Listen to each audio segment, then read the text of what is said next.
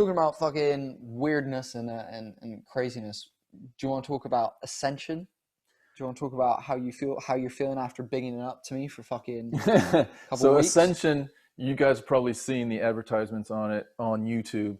It was David Blaine basically saying he had a childhood vision, which I have had as well, of getting a bunch of balloons and sort of like drifting off into the sky with balloons. And I think like a lot of us have had that. And so he did this whole like stunt to do it. And I didn't know, like, to be fair, like I was never really like fully on board with that. I was like, okay, let's see what happens. There's not a lot of stunt. He's done, I mean, there's a little bit of skydiving involved. Like what's the actual thing? Dude, I watched, it was yesterday or whatever, and I just skipped through it. I skipped through, and just made sure that he landed the fucking skydive landing, and that was it. And it literally, did he skydive? So he lets go of the balloons and skydives. Let's go the balloons. He's at He's at 24,000 feet. Skydives to about 14,000 feet. Pulls his parachute. This has been done. It's not. I mean, it was more of a visual than anything, and the visual wasn't great. Was he like harnessed first of all, in? Was he harnessed in, or is he? He had like this sort of system built in his hand to like so that he could actually hold on. There's a lot of balloons, and they're big. Yeah, like of course, yeah. So and the thing is, like the way he explained it is he would just be able to walk and then slowly like take off. Dude, that wasn't it. They held him. He was floating, and then they finally were like, "Okay, you ready?" Yeah. And then they basically like let him go, and he has to do something, and then he go. It was like the visual that he wanted wasn't great. The stunt wasn't great, but this takes us back to David Blaine, and you and I have gone to war about David Blaine. David Blaine, David fucking Blaine. So yeah, here's my contention about David Blaine. All right, he is a magician. That's his upbringing, magician. But he is also like his hero is Houdini, and Houdini was a magician that would challenge himself physically to do certain like almost like superhuman things, like be underwater with a bunch of chains and everything, and have to come out. Now there's some trickery in that, obviously, at some point. But Houdini did die on stage doing like getting hit in the body, like a body shot or something like that, because he tried to train for it. So there's an element of like, there's magicians like David Copperfield that do like just eye tricks, right? Yeah. You know, they make a tiger disappear or a building disappear, whatever. Yeah. There's other magicians that like walk on water, and those are eye tricks, right? And there's other magicians that do fucking, what's his name? Dynamo, yeah. Other magicians that got card tricks, and they're super, super skilled at just sleight of hand and misdirection and all this other shit. Yeah. That's all magic, right? I get it. And David Blaine is probably good as a magician, but he's probably great at bringing that Houdini part of his stuff into magic. And he then like blurs the lines, and some of it's bullshit.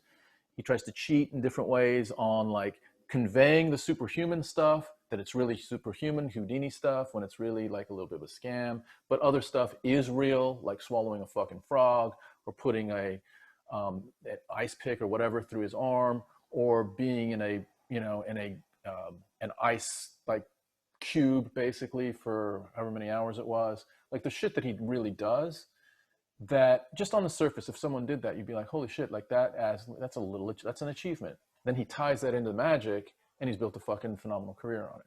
That's all I'm saying. I'm not saying he's a phenomenal magician. There's some shit that he's done that I'm like, wow, like I couldn't put this thing through my arm. I just couldn't do it. I couldn't swallow a fucking frog. Like other people can. And he's kind of built a little career around that. Go. My opinion is this, right? He's like, I agree with you. He is someone who is trying to test his body. He's someone who's trying to push himself. Oh, camera's dead. Just doing a quick battery change, guys. My opinion is... Be careful. You're like you're risking another torsion of the testicular torsiono. It's something that he is, in my opinion, someone, who's built a phenomenal career off of doing amazing things, doing hit button things that are... This should be on. Yeah, I'll come back on in a sec. Okay. He's built an amazing career out of doing phenomenal things, and things that are surprising to people, things that are exciting, things that are, different, things that are, he's done mounds of different stuff. But for me, my problem with it all is that there's an air of it not being real. There's an air of it possibly not being 100%, you know, with his underwater bit, you know, he talks about wanting to use a rebreather and things like that.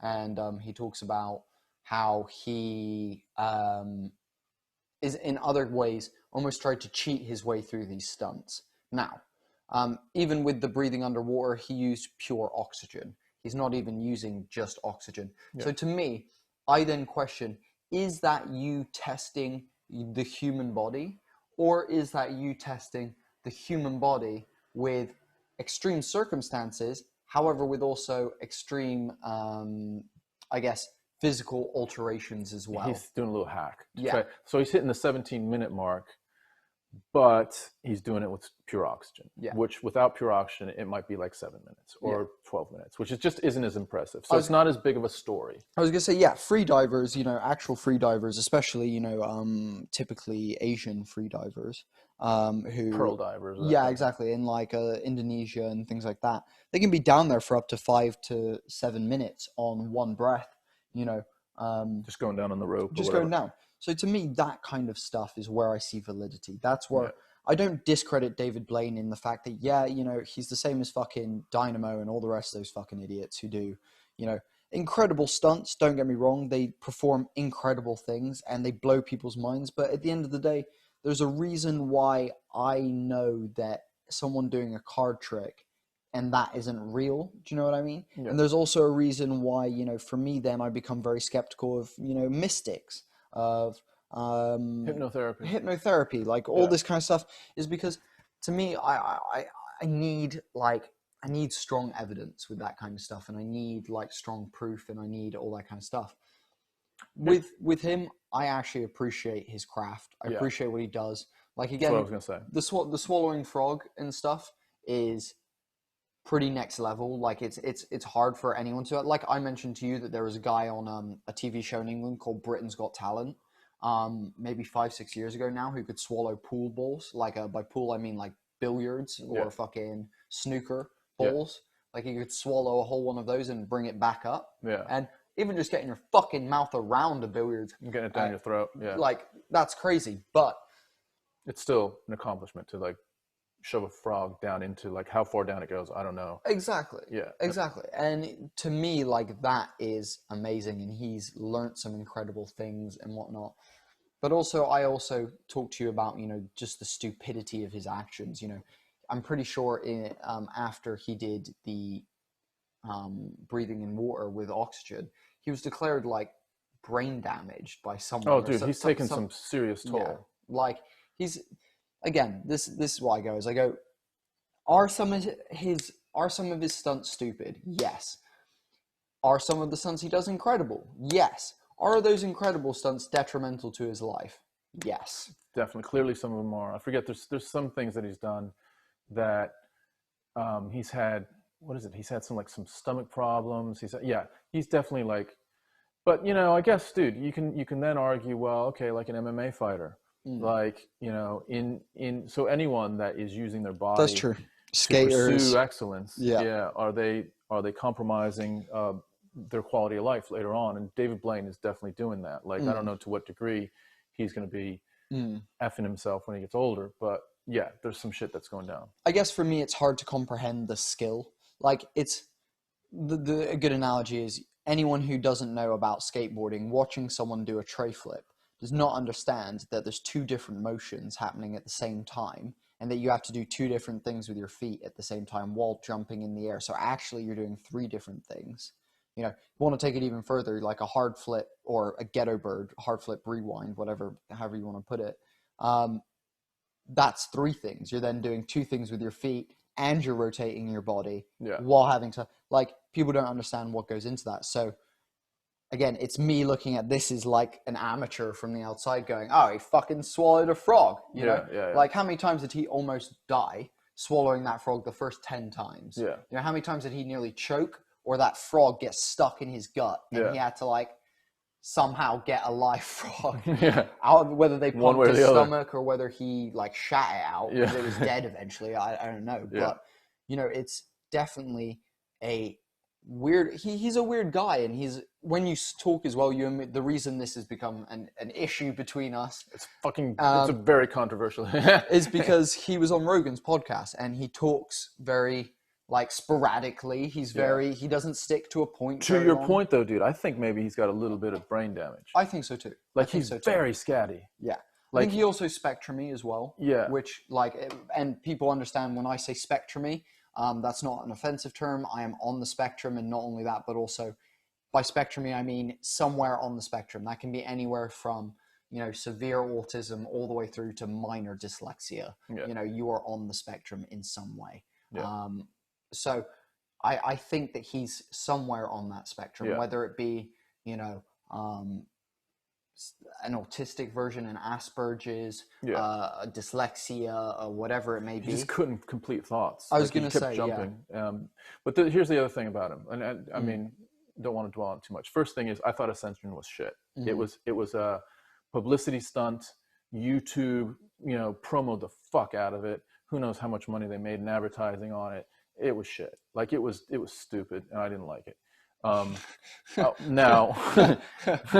Now that's fine, but I will say David Blaine has had a lifetime career. You know how I feel about people that have spent 30 years mastering stuff. His 10,000 hours. He's putting 10,000 hours in, and you got to give props, huge props to someone that is a master at their craft. Now, has he brought in some other like gimmicks? Absolutely, but in the service of being a master magician, a master like sleight of hand, sleight of visuals to get people to question what they've just seen. He's fucking done that brilliantly. Yeah, dude. And this is the thing is, you're right. When it comes down to it, if we break it back down to the archetypes of the situation, he's a craftsman who's honed his craft, and he's fucking amazing at it. Don't get me wrong. Again, I deem some of those stunts kind of shit, and I also deem some of them cheating. But I also, like you said, respect the hours he's put into it. At the end of the day, anytime anyone puts hours into something, I respect that. We're chugging through. We're loving doing this stuff for you guys. If you want to support us, if you want to make sure that we can keep getting, better quality set, better quality lights, make the filming better. Bigger batteries for the camera. Bigger batteries for the camera. Yes! All that kind of stuff. You can do that by just liking, following the page, and subscribing to the YouTube channel. That is what really makes a difference to us.